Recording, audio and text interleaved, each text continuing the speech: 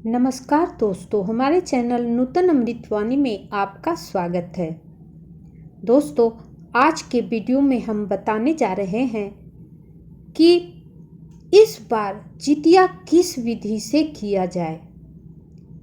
दोस्तों, इस साल जितिया के व्रत को लेकर बहुत सारी कन्फ्यूजन बनी हुई है। इस साल 2 नहीं 3 तरीका से जितिया का व्रत किया जाएगा। तो मैं आपको पूरी तरह से तीनों तरह से विश्लेषण करके बताती हूँ, पूरी तरह से विस्तार में बताती हूँ।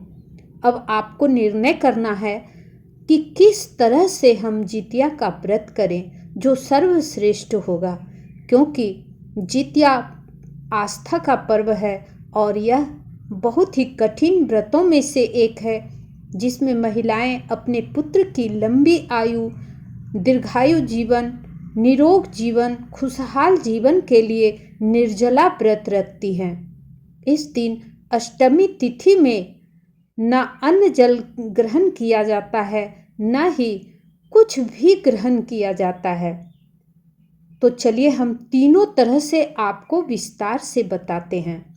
पहली विधि जो मैं आपको बताने जा रही हूँ वह है कि 23 सितंबर 2024 को व्रत का नहाय खाए किया जाएगा और 24 सितंबर 2024 को पूरे दिन निर्जला व्रत रखा जाएगा और फिर 25 सितंबर को पूरे दिन व्रत रखा जाएगा और शाम में 5:57 के बाद व्रत का पारण किया जाएगा।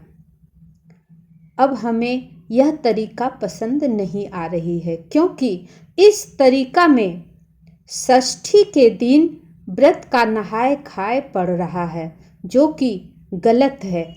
क्योंकि नहाय खाए की विधि, सारी विधि सप्तमी के दिन करना चाहिए।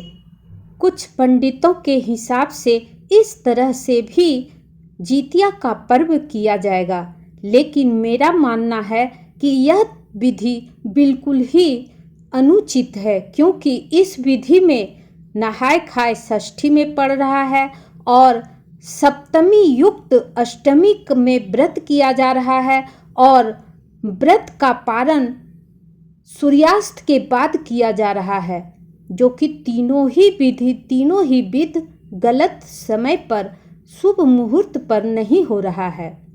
अब मैं आपको दूसरा विधि बताती हूँ जो पंडितों का मानना है। पंडितों के अनुसार एक विधि यह है कि सूर्योदय जिसका उदय उसका अस्त मानकर जितिया का व्रत बताया जा रहा है। जैसे कि 24 सितंबर 2024 को व्रत का नहाय खाए और 25 सितंबर को व्रत का निर्जला उपवास और 26 सितंबर को व्रत का पारण किया जाएगा।